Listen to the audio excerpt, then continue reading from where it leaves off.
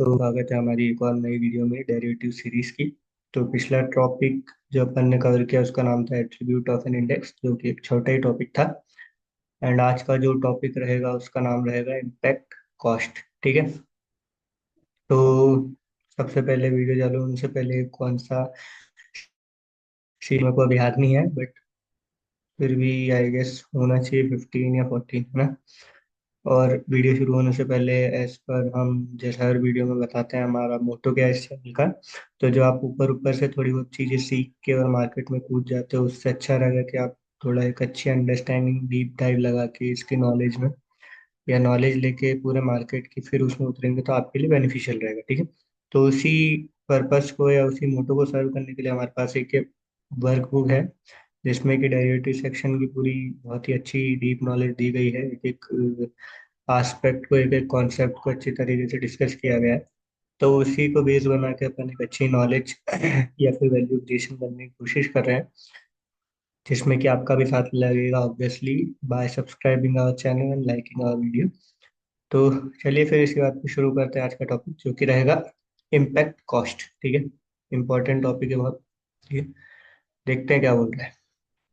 So, liquidity in the context of stock market means a market where large orders are executed without moving the price। तो liquidity जो stock market के concept में बोलते हैं, उसको क्या, उसका क्या मतलब है एक्चुअली, उसका क्या मीनिंग है। तो वो मीनिंग बेसिकली लिक्विडिटी का है कि जहाँ पे आपके जो लार्ज ऑर्डर्स हैं वो एग्जीक्यूट हो जाए विदाउट ज़्यादा प्राइस को मूव किए हुए। ठीक है। मतलब अगर आप 100 पे ऑर्डर लगा रहे हैं तो आप 100 पे ही मार्केट ऑर्डर लगा रहे हैं। हाँ, मार्केट ऑर्डर अगर 100 पे लगा रहे हो तो आपका एग्जीक्यूट भी 100 पे ही हो जाए, 100 मार्केट प्राइस पे। ठीक है। उसको बोलते हैं लिक्विडिटी। ठीक है।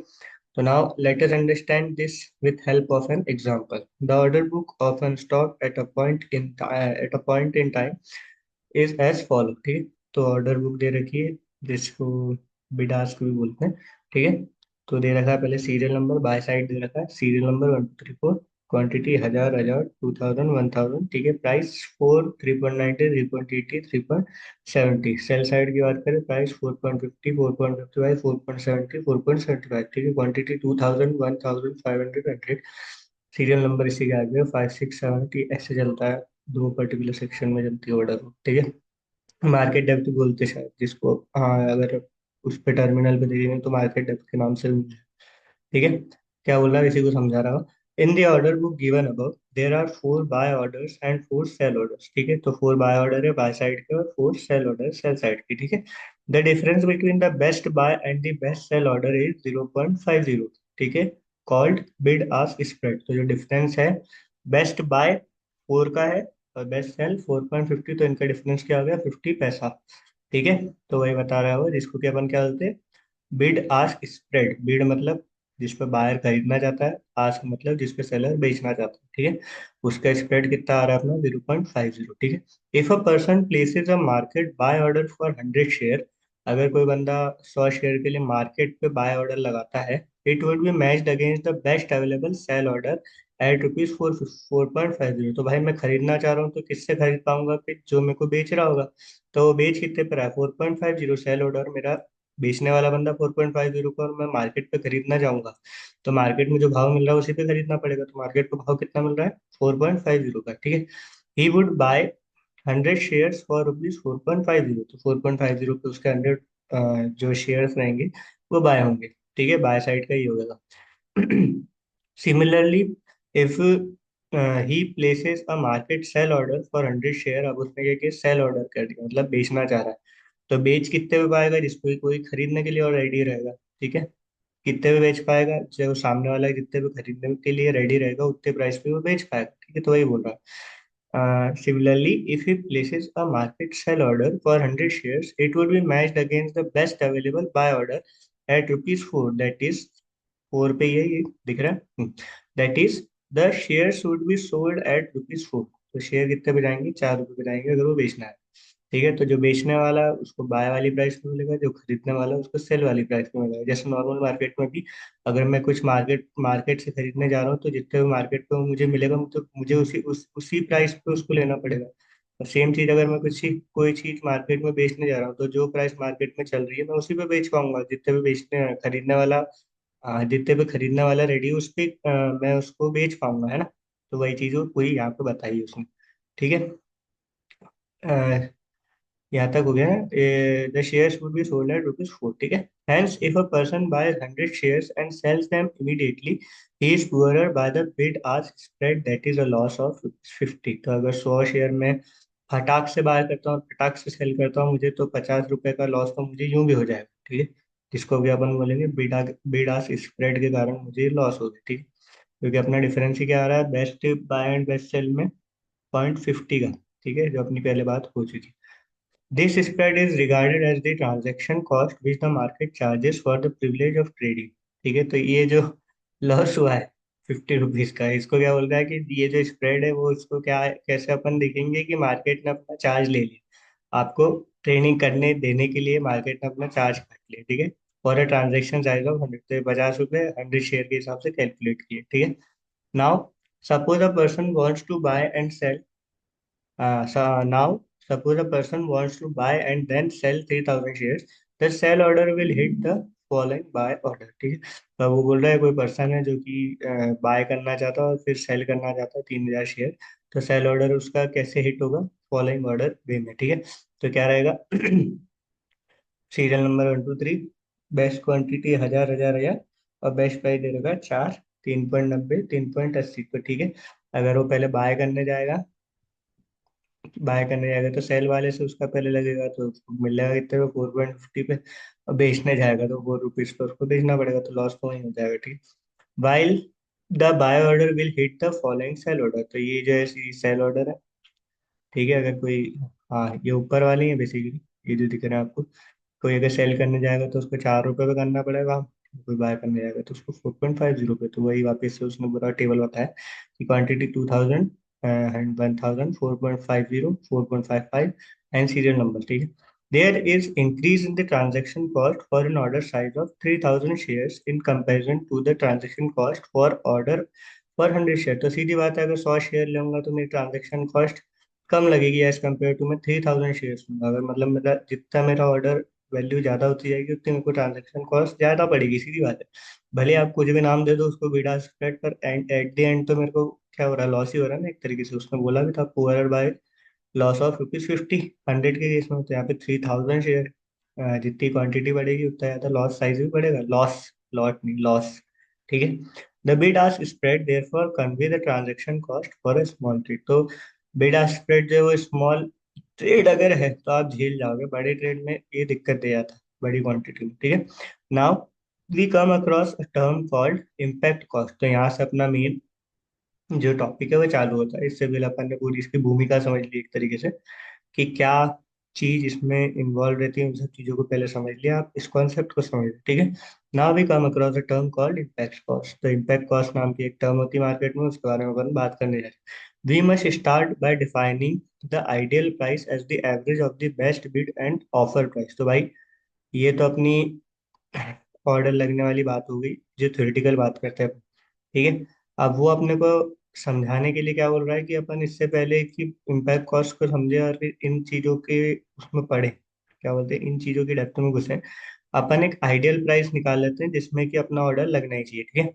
आइडियल प्राइस मतलब अभी तो अपन यूं समझ रहे थे कि जो अपना भाई रहता बाय करने वाला उसको 4.50 में मिल जाएगा और सेल करने वाले को 4.00 में।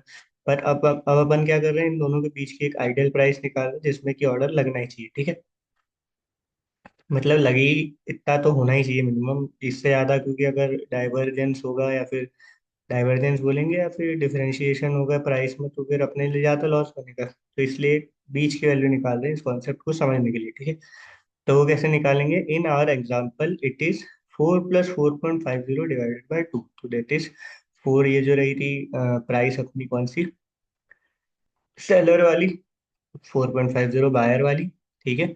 डिवाइड कर दिया 2 से, तो आइडियल कॉस्ट क्या आ गई अपनी 4.25। तो इतना अपन एक आइडियली कॉस्ट लेके चल रहे हैं कि ये अपनी कॉस्ट है कोई भी ऑर्डर एग्जीक्यूट होने की, बाय या सेल। ठीक है।